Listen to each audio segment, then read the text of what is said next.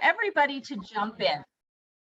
As you notice, it is being recorded, so we will be able to not only share this via Facebook, but we will record it and get it all out for those people that can't be here today. As some of our participants are just coming in, I just want to orient you all a little bit. This is the Triangle Aphasia Project Unlimited. And boy, many years ago, we started one of our programs called TAPTalks.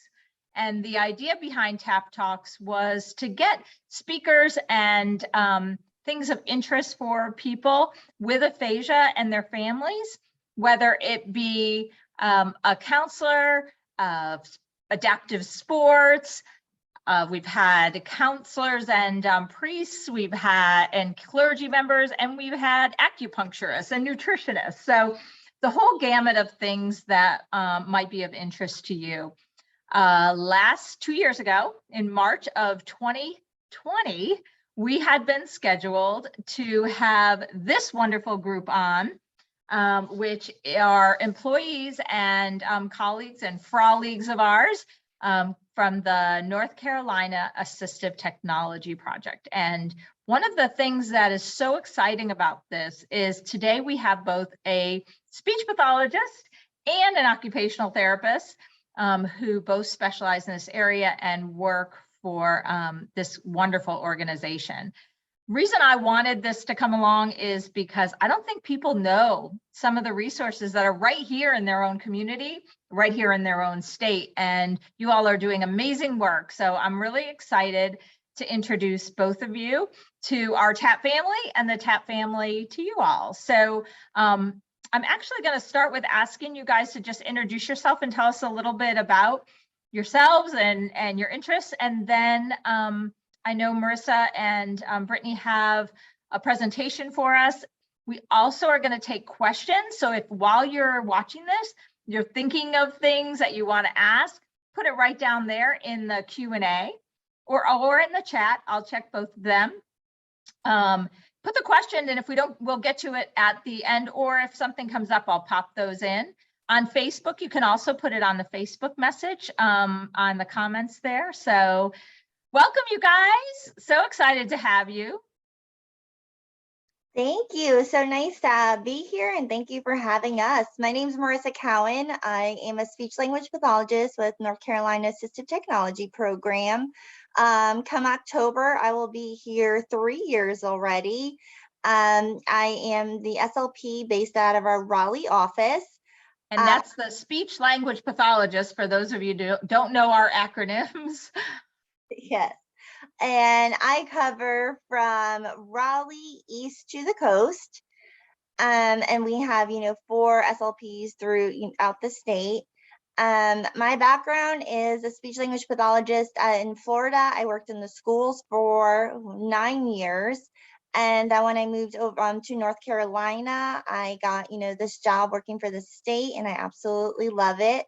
I love just, being able to kind of work with a variety of individuals, different populations. I primarily do evaluations for speech generating devices, and then I'll also do assistive technology evaluations as they come in as well. And I'll be presenting tonight with my coworker, Brittany. Awesome. Hey everyone, my name is Brittany Hawley. I am the assistive technologist for the Raleigh Center. I've been with NCATP since July, so going on 9 months. Before that, my background is occupational therapist. I've worked with individuals who's had traumatic brain injuries out of Fort Bragg. I've also done a transition unit out of Fort Bragg, and I've worked in the school system. That's awesome. And the reason I love assistive technology is because it helps individuals be able to do tasks that they can't do or that they are unable to do anymore because of a diagnosis. I use assistive technology every day, and it makes my life a whole lot better.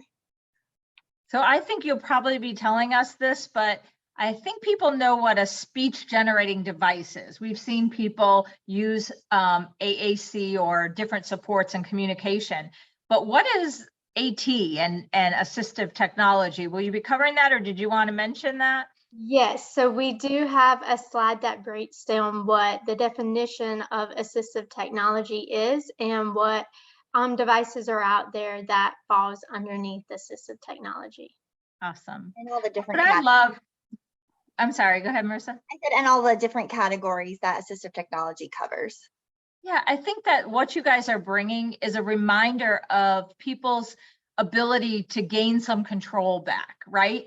To have some independence. It's not either I can't do it. We have actually a rule against that, as my TAP friends know, of saying the word can't. Like that rule. Yeah, you owe me $1.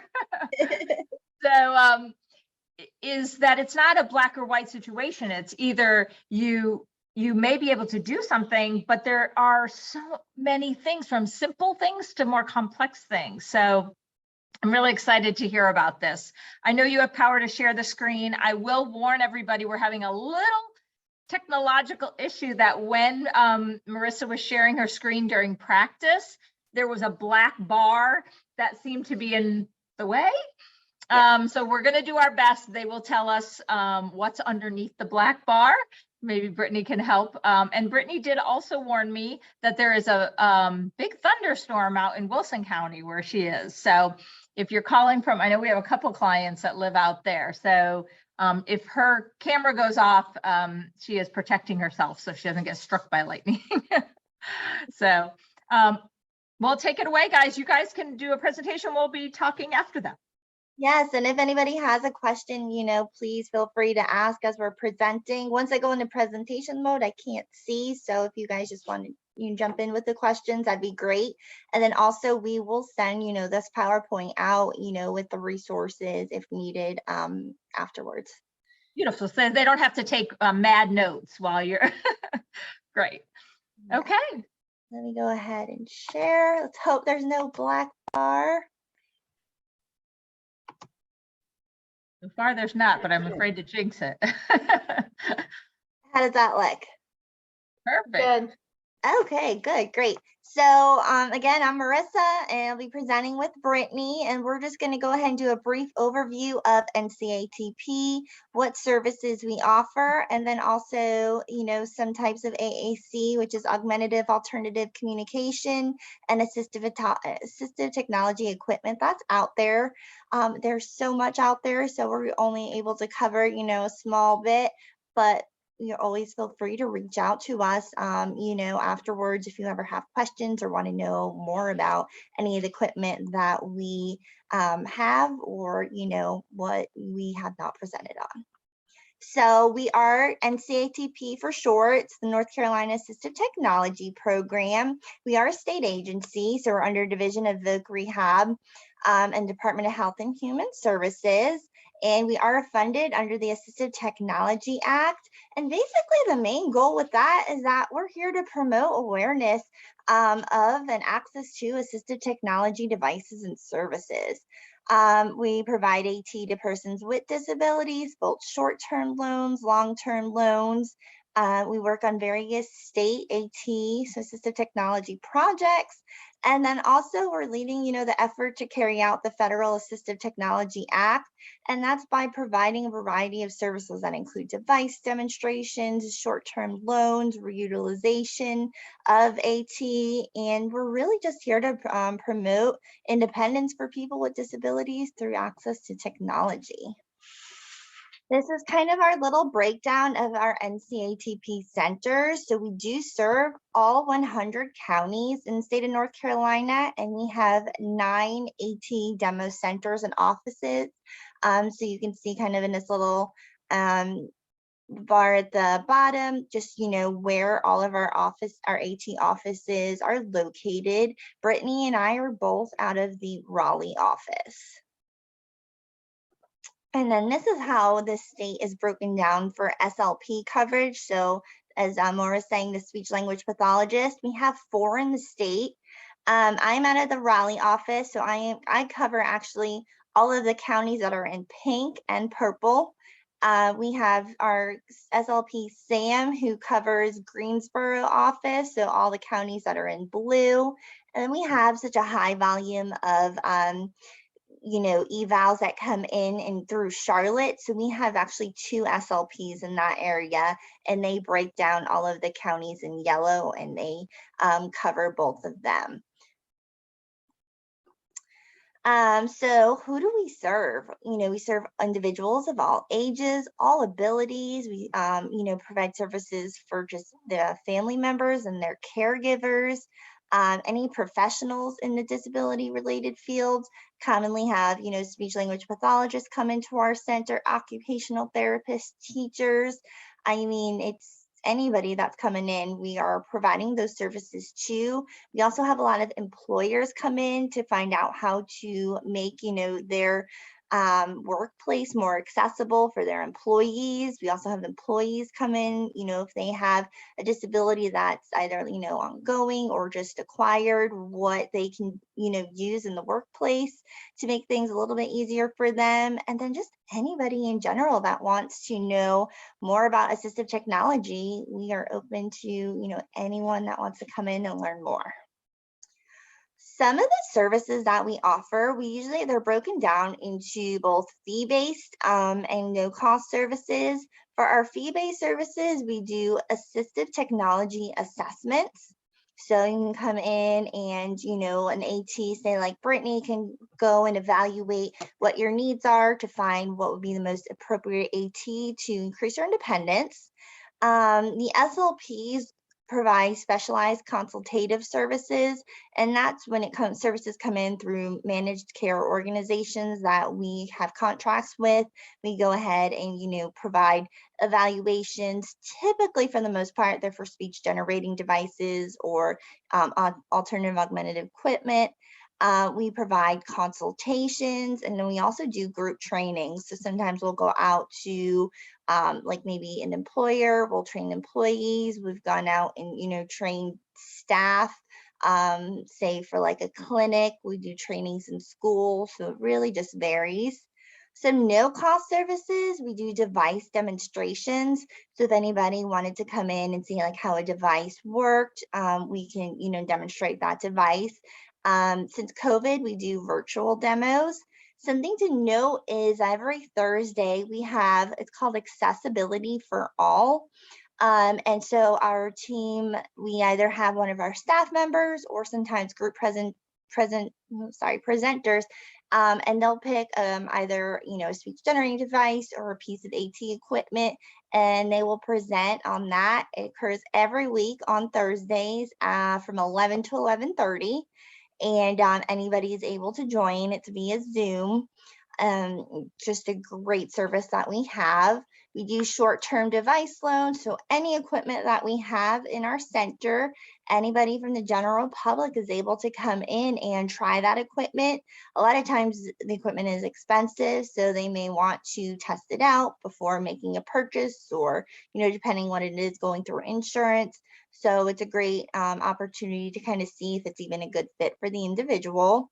We provide technical assistance. So if you do have a piece of equipment, maybe not sure how it works, we can go ahead and get with you to kind of go over the basics, how to operate it. Public awareness. So like an event like tonight, where we're just kind of generally informing everybody on what services that we offer. We do public awareness events. We can provide information on funding resources, AT reuse, which we'll go more into that in a little bit. Also alternative financing, so the self-help link that we are partnered with, Self-Help Credit Union. We can go ahead and hook you up with them if you're looking to potentially how to fund some type of equipment.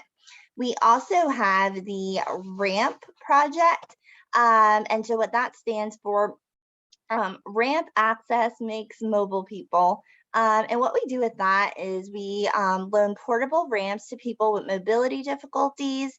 So if you're needing a ramp possibly to transition, say from a medical facility to your home or in community, or say you need a ramp to access temporary housing after an emergency, our short-term ramp loans can help you overcome those physical obstacles to mobility while we work with you with that long-term planning. And then we also have the NCAAP Aging and Disability Program. Right now, we have a grant that's available to individuals that qualify. You would have to fill out the application. The ADRC grant covers the cost of a evaluation, could either be for like a speech generating device or just an AT evaluation. It will cover the cost of that. And then there is a second part of the grant called the Access Grant. You would have to, again, qualify for that as well, but that covers up to a certain cost for any type of equipment that may have been recommended during that evaluation.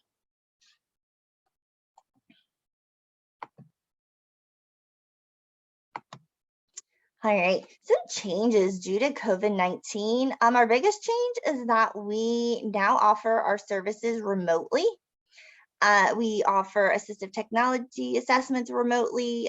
We do our SCS services, our consultations, trainings, device demonstrations, everything we have, worked around due to COVID. We offer via, Zoom, Teams, Zoom Gov, and we are now, just with the restrictions, we're back to in-person services as well. So we are, by appointment, allowing people to come back into our center to look around as those COVID restrictions are, going down. No contact services. We're still doing our device loans. So you can contact any of our centers, talk to any of our representatives, and we can schedule a loan. You can see, what's available over the phone. We can if we know what you're looking for, we can go ahead and get that set up for you, and then, set up a time to have you come pick that up. And then the in-person, the assistive technology assessments and device loans, again, we are now offering them in person again.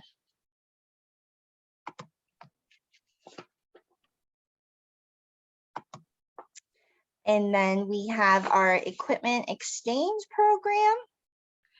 So the equipment exchange program is basically an email list. It comes in a PDF through an email once a month on devices that people are donating or are selling.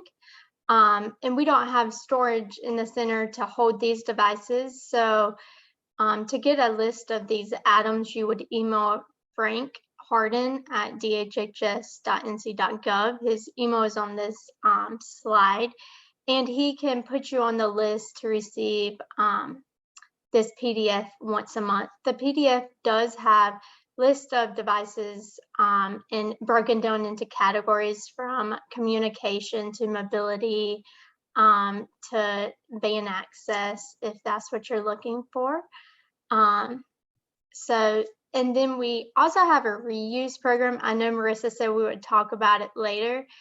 The reuse program is equipment that was given to NCATP or equipment that no longer is made. And if an individual calls and is like, hey, I need this, if we have it in reuse, then the individual can keep it and own it for themselves without having to loan it.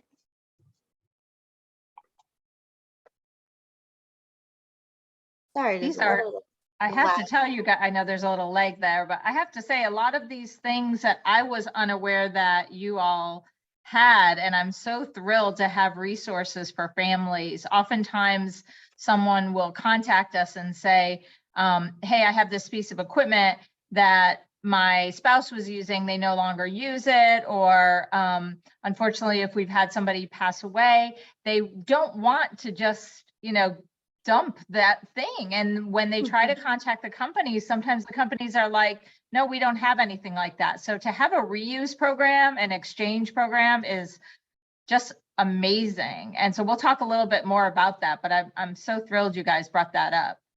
Yes, definitely. Feel free to reach out to us if, any equipment. We always, have often people calling us, coming in, looking for equipment. So that's great to know. Yeah, we'll talk a little bit more about that. That's fantastic. So now this part of the presentation, we're going to get into more what assistive technology is and what's out there. So essentially what assistive technology is any device, service, or strategy or practice used to increase or improve someone's capabilities for an individual with a disability. So essentially, assistive technology can be from no-tech, meaning sticky notes that you use to remind yourself of what's coming up, to high-tech, which would be your eye gaze system. So you could control your computer screen using your eyes.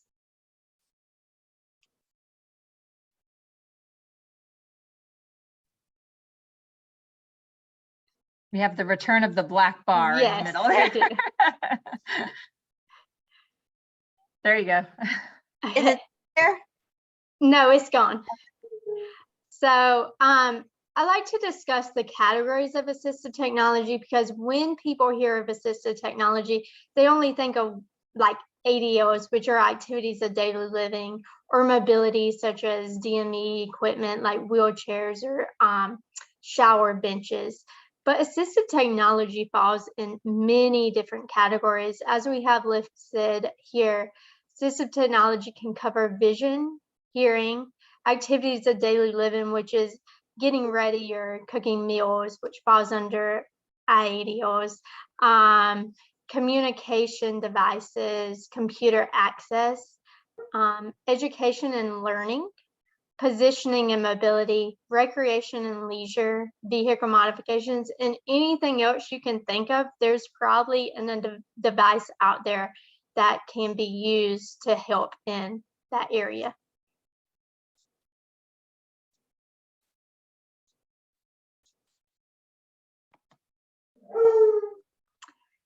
So we like to cover emerging trends in assistive technology. I like to call them mainstream technology. So for instance, the smartphone that you may be carrying around, or the Alexa device you have in your home, it was created in intention for everyone to be able to use it. So people like to say them devices make their life easier. For people with disabilities, it makes your tasks possible, because without the use of technology, you wouldn't be able to do the tasks that you want to be able to complete. So I just have a list of emerging trends, mainstream technology that we've seen in the past few years. So since COVID, you've seen a major push for telehealth or tele-AT. So where individuals, you can see your doctor over the computer, over your phone, versus having to go in. That opens the field for a lot of individuals to receive services who can't get to their actual doctor or actual OT or PT appointment. Another section is like remote monitoring. This is where individuals can stay home independently and have people just check on them through devices. So I know like the Echo Show, they allow you to drop in on an individual and make sure that everything's going okay. Or another thing is the Ring doorbell. It can be set up to alert you if an individual leaves the house and they're not supposed to leave the house. You would know, hey, they left the house at this time and this is the direction they went in.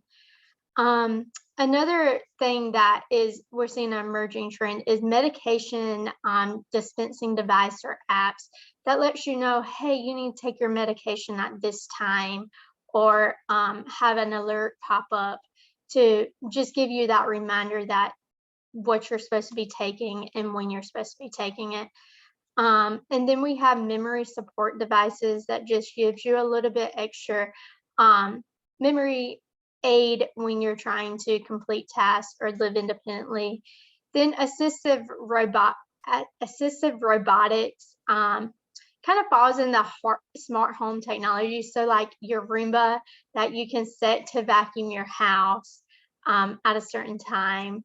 And then the smart home technologies where you can have use Wi-Fi or use voice control, or sometimes buttons to be able to turn on devices that are hard to turn on.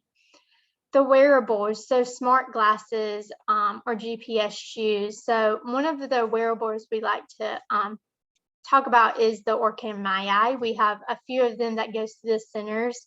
A lot of people loan them out. So essentially it attaches to glasses, and it can identify the person standing in front of you. It can read a page to you in a menu by just touching the glasses.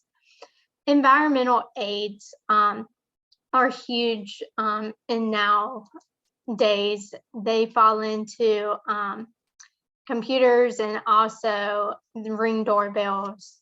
And then mobility aids, that kind of goes back to the wearables with the GPS navigation. You can attach them to your phone and it can tell you where you need to be and what time and how to get there. And then you have Bluetooth and mainstream technologies such as like your earbuds or your hearing aids. And then work-pace technology that just covers your ergonomic setup. So your sit to stand desk or your different option seating that helps you be able to sit comfortably at your job or your hobby if your hobby's in a desk or working on a computer.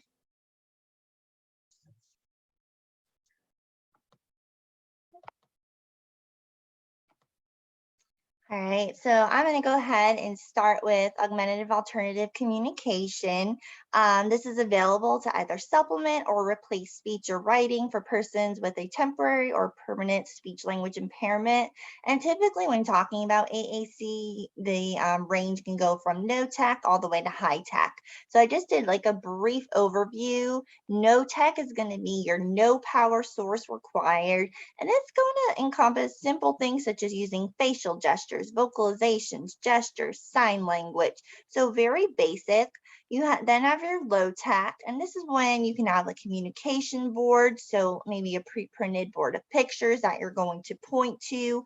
The user would select maybe words, phrases, pictures, symbols, and you're going to communicate their message in that manner. And you have mid-tech.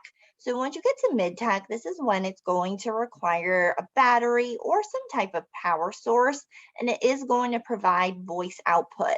I can include something as simple as a single message button. So when you activate the button, it will the voice output will have whatever message is recorded, to something like a static display, which means that your images will stay put, not move.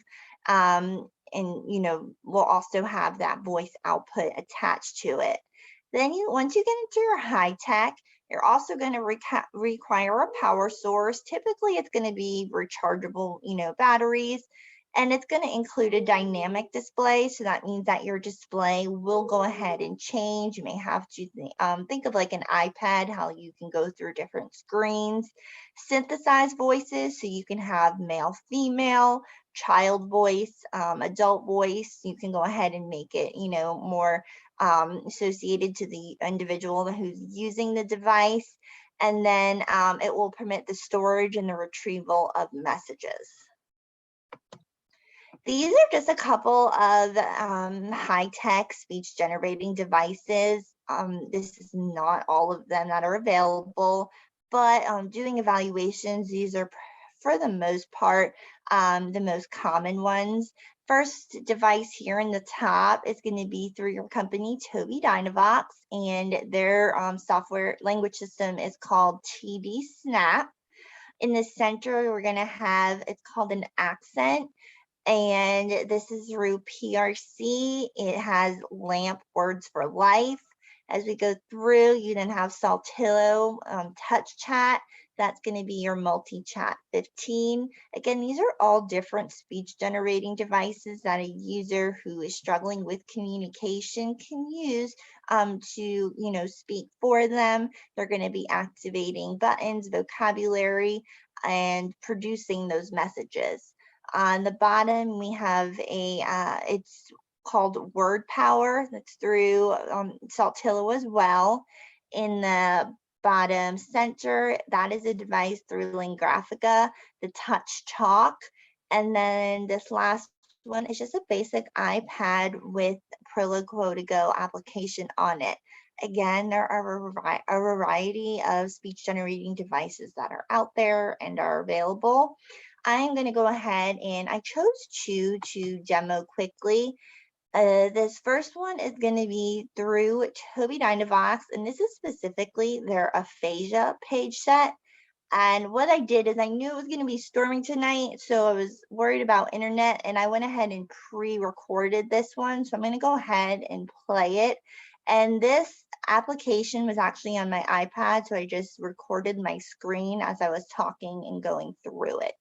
So give me 1 minute. Just let me know if you can hear This it. language system is TD-Snap through Tobii Dynavox, and this is the Aphasia page set. It's a simple-to-use, customizable solution built for adults with aphasia and their unique needs. The TD-Snap Aphasia page set was designed to provide a means to communicate while supporting language recovery. This is the home page, which is a set of customizable lists of words organized by categories that are useful for daily communication and therapy. At the bottom of the page, the buttons listed My Word List with a number are left blank, and they're intended for the user to create their own list of personalized words. There's access to a quick fires page, which consists of little words and phrases that are used in everyday environments to keep the conversation going, to gain attention, or to comment. There's access to a keyboard, which is available for typing messages with predictive text. There's a digital version of pen and paper. The whiteboard helps to create a shared space for people with aphasia and their communication partners to engage in conversation. You can draw pictures and or messages with your finger or a stylus.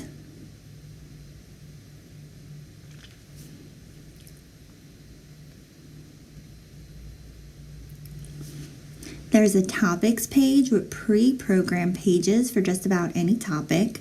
These pages have customizable templates for rehearsing routine conversation topics before they happen. Scripts can even be spoken out loud at the touch of a button when it's hard to find the words to say.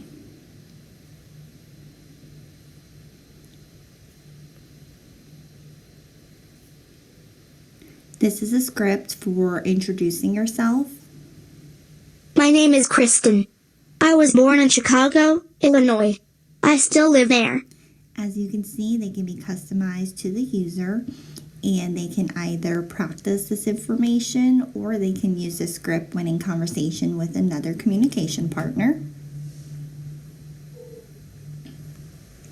There's also access to rating scales. They're available as a tool for quick communication, such as expressing pain or an opinion on either a numeric or a visual scale. They're easy to customize with different colors, levels of complexity, and sizes. Okay, so that was the Tobii Dynavox TD-Snap aphasia page set. And then the second device that I'm going to go ahead and share a little bit about is the Lingraphica TAPTalk. And what I did is this video is through Lingraphica, so I did link it here, but they're going to go ahead, and this is a device with like a completely different set out. And I decided to share this one because it was customized and designed for individuals specifically with aphasia. So they'll go ahead and, talk about real quick how this device is set up. All Lingraphica devices are designed specifically for adults with aphasia and are appropriate for individuals with a variety of speech and language impairments. What makes them so effective are the various communication options you have to express yourself. Start with our language system that combines images, text, and speech into icons that speak with the touch of a finger. Add some pickles, please. Icons can say single words, blue, phrases, painting class, or whole sentences. I want to paint a landscape. Organize icons into pages that address a topic and put as many or as few icons on a page as you need. Use the whiteboard to draw a picture of what you want to say, or write out a word or a few letters to get unstuck. If you are able to type, write out what you want to say and have it spoken with the touch of a button. Let's have lunch. Use it to speak for you or to cue yourself. Or just take pictures and go through them in the photo album to show what you did last weekend. However you communicate, Lingraphica devices can take advantage of the abilities you have today and grow with you as you improve. Okay.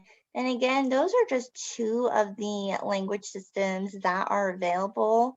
If you are interested in a speech generating device, or want to know more about what is available, what may be a good fit, always welcome to call your local NCATP center, speak with one of the SLPs, and we can Zoom with you. We can make an appointment for you to come in and see what's available, and definitely provide more in-depth information regarding what's out there and what could potentially be a good fit. And any of our devices that we have available, you're able to loan and trial. All Lingraphica.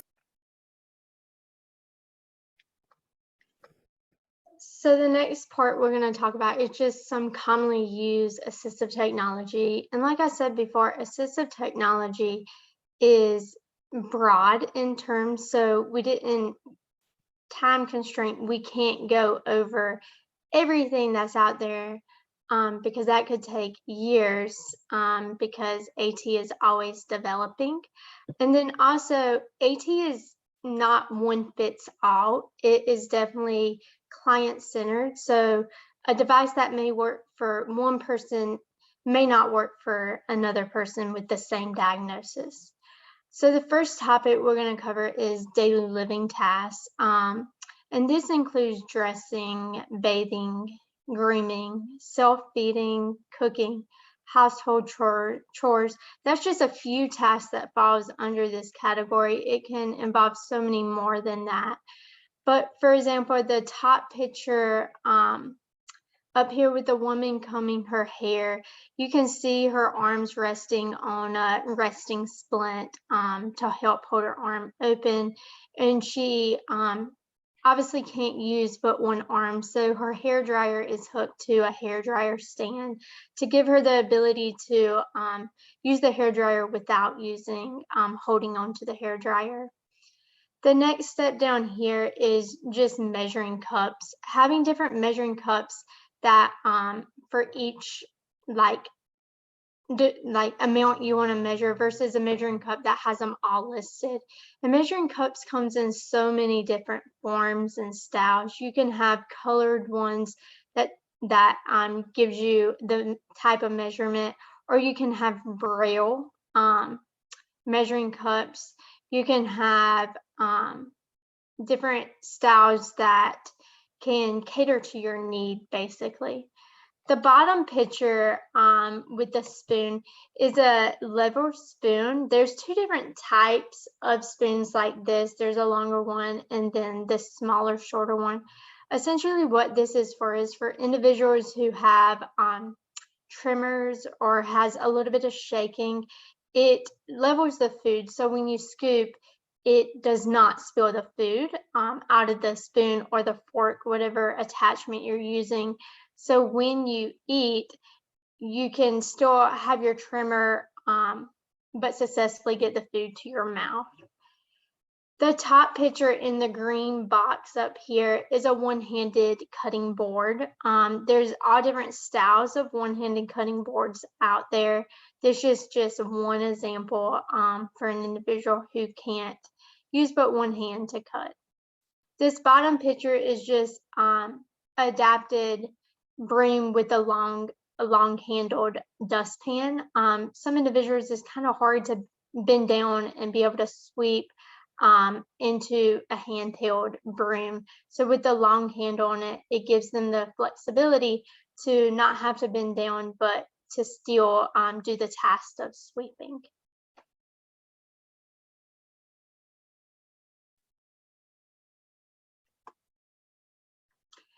This page is just a few examples of medication management. Like I said before, this is just a very small amount out there. There's low tech, which is your normal medication box where it has just SMT, WTHS for the days of the week. but then you can use your cell phone in different apps that does medication management. This one just circles reminders. So you can set up reminders in your phone and it will alert you when you're supposed to take your medicine. However, there are different apps out now that has medication management, and you can take pictures of your medication so you can see what medication you're supposed to be taking. And then you have the automatic pill dispenser. So this is set on a timer. You would fill it up and you would program it to what day or what time you need the medication, and that pill box will open for that hour or that day that you need it. So essentially, this is just a small amount of medication management. There's a whole lot more out there that is available. I like to show apps and learning. We get a lot of individuals who come in who just need support for memory or organization, for learning, or for their job. And they want it computer-based or cell phone-based. So I threw together just icons of different apps out there. So this top one up there is Otter AI. So, and I have a demo of this device later on, this app. There's a free-based subscription to a paid-based subscription, and it basically transcribes meetings or conversations, and you can go back and see the transcription, but also hear it. The Prism to go down here, you can scan PDFs and it reads it to you. Notability is just an organization app that you can insert pictures, you can connect it to your calendar, set up folders. And then this top one is Google Docs. I like to show Google Docs just because if you're in a meeting and you need to share notes, you can share it and two people can work on the same document. But also you can use the speech aspect so you can dictate what you need to be said.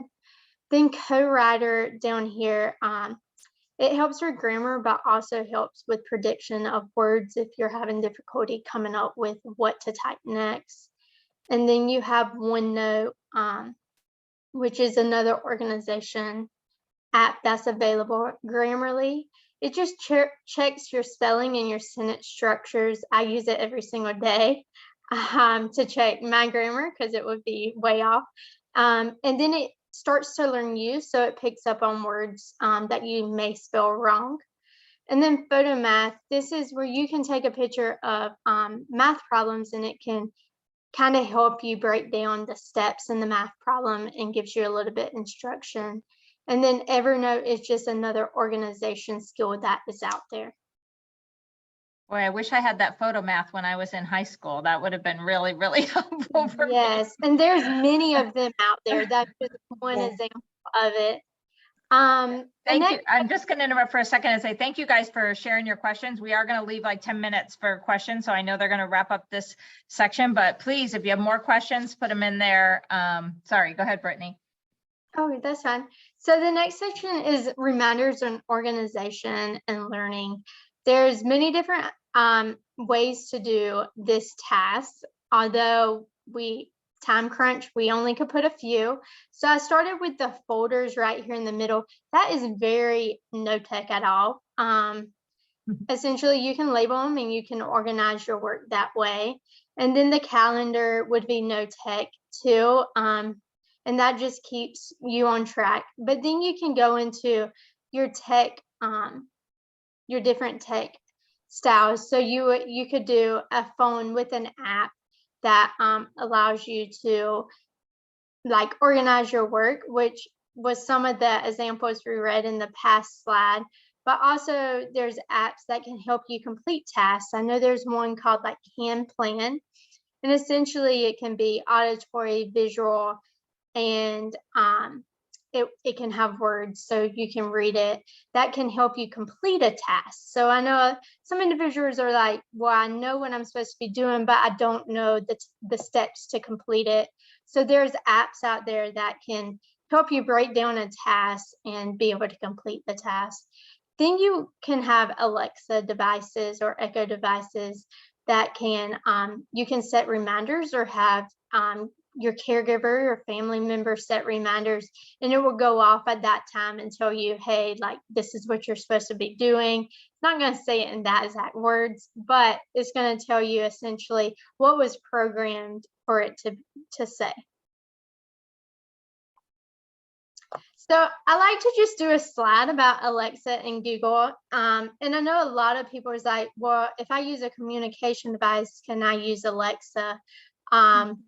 Alexa devices can be connected to communication devices. So you are able to use that technology with your communication device. I know Marissa knows a little bit more about that. But some of the things Alexa does is it can tell you the time in the day. It can also tell you the weather. So like every morning I wake up and I'm like, what's the weather? What am I supposed to be wearing today? Because I could go outside and think it's sunny and then it would be freezing. So Alexa can help you with that. And then it can also control lights and televisions.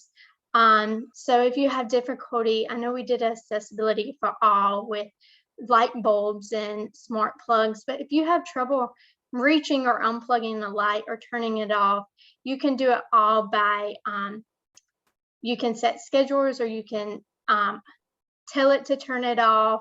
So it can be ran by your voice or by a pre-recorded schedule.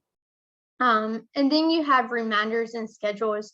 So one thing I like about it is if you're making a recipe, you can create a grocery list, which is very cool, because how many times do you go to the grocery store and you're like, man, I forgot this when you got home. But if you tell Alexa, then it shows up on your phone. So when you get there, you have your list already written out on your phone for you, and you can mark it off.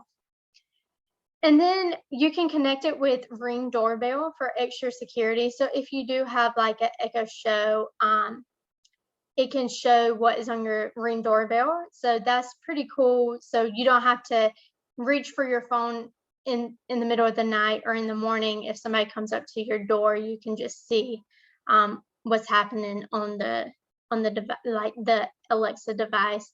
It can be used for home security. And another thing I like is there's different apps.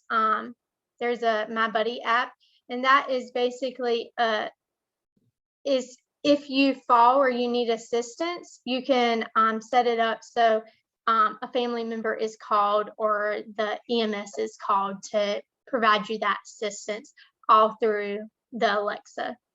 The drop-in or Alexa Cares is another cool thing. So like we said before, monitoring is a big mainstream technology. Now, if you have an Echo Show, you can drop in and see what is happening with your family member. It can answer common questions. So like, what is 6 + 6? Or if you need help with measurements. I know in the kitchen, I'm like, I don't know what this measurement is. So I would ask Alexa, hey, give me an example. What is this? Another thing is it's used for leisure. It can do entertaining. So like listening to music or podcasts, jokes, games, sports. I know a lot of people like ebooks. So it can read you a book or read you a story without you ever having to open it. That's just a few things Alexa does. There's so many more that it is able to do. That is great. We have 2 demos that Brittany is going to present. I know that we're kind of running at that 10-minute mark for questions, Maura. So do you want us to questions first, and then if time we could play the demos? If not, we can send them out. Yeah, why don't you show us what the demo, like don't run the demo, but tell us what the 2 things are that you were going to talk about. And then we have some questions, and I did want to reemphasize a couple things. So yeah, I don't want to cut you guys short, but I want to, like, if you want to just show them those 2. So this demo is basically a sock aid. It's a tool, very non-expensive. I think the most expensive one you can get is $12. And it basically is a dressing aid. It helps you put on socks. If you have limited mobility, I know I can say I use a sock aid every single day to put on my socks. And then the next demo video. Now, essentially, hold on what one we're second, gonna sorry. do. And the videos are captioned if you need that. The next demo video is me sharing an iPad screen with Otter. Otter AI is the app that I talked about that transcribes and basically records meetings or conversations. So you don't have to stress about writing it down fast. It's going to pick up what it said. I have the free base. So if you go back and watch this demo video, it is running off of a free base subscription. You can use it on a web browser and an app. So you don't need a smartphone to be able to use this app. And it works with online platforms such as Zoom and Teams. That is amazing. In this video. Sorry. And then Great. we just wanted to share, we'll get this information that we have an expo. It's virtual. This is the date. You can kind of see different vendors and, AT information that is available. And it's free. You do not have to pay. You just have to sign up. And there usually is giveaways if you're present. That is awesome. All right, if we're gonna stop, we're gonna stop sharing screen for a second. And we'll all come back together. And if it's okay, I would like to highlight a couple things because I'm just so impressed at the thoroughness of everything that you guys presented. It could have been a 2-hour presentation. But I want to reemphasize to our folks at home and that are watching is that it sounds like you guys help identify what barriers somebody has in their ability to be as independent as possible, and then help them with solutions. And those solutions could be, as you mentioned, low tech to high tech, things as simple as dressing tools so that you can be as independent as possible, which we know helps your neuroplasticity if you're doing it yourself, right? To a button that says, I need help, or something simple like that. I wanted to emphasize the RAMP program. I had no idea you guys had that. I'm a big fan of the Christopher and Dana Reeves Foundation, so was thrilled to hear that. And that allowing us that there would be an access for someone to get a temporary ramp. I think that's amazing. And thank you so much for telling us that. The donating equipment and exchange and reuse is something that I'd love to have more conversations about, because we do get a lot of drop-offs of like, we don't need this anymore, or do you know anyone who has one of these? I want to try it. Love that. That every Thursday from 11 to 11:30 is an accessibility for all, and it's on Zoom, and it is a topic every time. And wow, what a great way to stay educated about what's going on.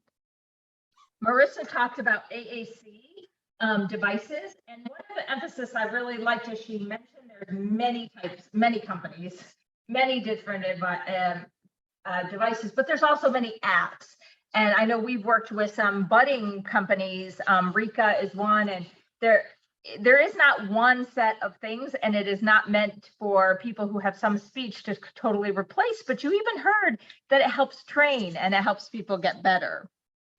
I love your discussions on remote monitoring and GPS. We work with people who have primary progressive aphasia, or even if somebody has had a stroke or brain injury and the caregiver's worried about like leaving them, or I'm going to be in another area, how do I know where they are? There are options for that now for people, and I love that. It gives people a little more respite and independence. I heard many times you guys talking about hobbies. So if somebody wants to, knit or, golf or cook, that those things that sometimes there's a really simple hack basically for people to be involved. And it's all about devices to increase somebody's independence. So I kind of just wanted to summarize those highlights, and we have had some great questions. If it's okay if I ask you guys? Absolutely. Okay, so one of the questions came from one of the Facebook watchers who mentioned that they love the whiteboard feature. We talk a lot about not needing something fancy, that you could use paper and or whiteboard. So that was wonderful. And the question came up of what types of equipment do you have for the reuse, or is that just change based on what people donate? It So definitely changes. Oh, sorry, Brittany. It changes. And like Brittany said, if you email Frank, he will send you out that monthly link, and it is categorized by type of equipment, and you'll get like a full list of what's available. That's great. I think that maybe we'll do that at TAP, is we'll get the PDF and then the clients will have accessibility to it. That's wonderful. And then the reuse program is a little different than the exchange program. So the exchange program is for individuals who want to donate it for themselves or sell it for themselves. The reuse program we have in the center. So I don't know how many reuse programs are in each center, although individuals can call one center if they're located in Raleigh, and we can pull reuse stuff from other centers. So like if the reuse item is in Charlotte, we can pull it into the Raleigh center for it to be given out. But some of the items is like, we have a lot of pediatric walkers, we have walkers, bath seats, sometimes we have rollators, we have computer stuff, vision stuff. So it all depends on what was donated and if it's still there. Awesome. That is so great. I will definitely get that hooked up. One of our participants wanted to know about AI speech applications, Mac and PC, Google speech stuff, and how that people are using that for work tasks. So do you mean like, say, text to speech? He didn't say, but there is text to speech is one question we get a lot. Okay, so maybe Brittany, like Dragon type software. Yes, so there's different software out there. Dragon picks up, and we like to say Dragon for individuals who may have a speech impediment, because it trains to the user's voice and the way that the individual speaks. So the software itself is always adapting. In AT, we don't like to say we have to adapt the client, because it's not the client who we need to adapt, it's the assistive technology and the tasks around them that needs to be adapted, not the client. Nice. So that's how Dragon is. Dragon adapts to the client. And then there's some Google Chrome apps out there that allows you to use your voice to control different aspects of the computer itself. Google Docs has a speech to text software. If you have speech impediment, it may not be as good as some other softwares out there. And then you can use speech to text, like to operate an Android phone or an iPhone. So there are different apps and different things available if that's what you're looking for. Beautiful. Thank you so much. There was a question about hearing problems and adaptation for hearing impairments. So do you want me to take this, Marissa? Sure, and then I'll also real quick add on, we also have Division of Deaf, Hard of Hearing. And so I thought like hearing aids, there is, if you qualify, I actually got this question today, a program through the state that you can call like your local DHH center and see if you qualify for free hearing aids. Wow, nice. Yes. And then there's also a few other organizations out there that can also provide equipment for hearing. We have a list put together for hearing and vision, but some of the hearing things we have, Otter can be used for individuals with hearing impairments, which is an app. ABA is a common app for individuals who are deaf or hard of hearing or deaf, and it is essentially an app that transcribes what is being said as it is spoken. And you can also save the transcription. They have a free base version and a paid base version. And I believe, don't quote me on it, I believe that it was created by an individual who was hard of hearing. What was the name of that app It's again? AVA, AVA. AVA. Thank you so much. And then we also have, I know we just ordered some, it's not in yet, but we have some sensor alert systems that we have in the center, bed shakers that can wake you up if you need to be woken up, if like a doorbell rings or a fire alarm goes off. And then Square Glow is another one that we're getting as a sensor alert system, and it has all different functions that can tell someone if their phone rings or the doorbell or if there's motion on the lawn. So we are getting some other hearing impairment items out. And there's also a ton of apps out there that you can use. I know there's a growing list that I've put together, and when I hear of something, I put it on there. So, That's wonderful. And I know there were some other questions. I'm sorry we can't get to all of them, but what I thought I could do is I can email Marissa and Brittany those questions. And then I will get back to those folks about that. And also they are going to be sharing their PowerPoint. And I will also access that PDF or that list of user items. And we'll keep the conversation going. Maybe we can have you guys back another time for like specific apps or like a training workshop or something like that. We love collaborating with like-minded people in the community. And so since it is 7:30, I'm going to bid us farewell, but I am going to, on behalf of the TAP board, clients, staff, families, thank you guys so much. This has been so amazing. Thank you for having us. thank you, and thank you for having us. Please feel free to reach out to Brittany or I if you have questions or want any further information on any AT. Awesome. Thank you guys so much. And thank you everybody. And stay tuned next month for a new TAP Talk and also for the summary and recording of this one. So thanks for joining us. Thank Take care. you. Bye.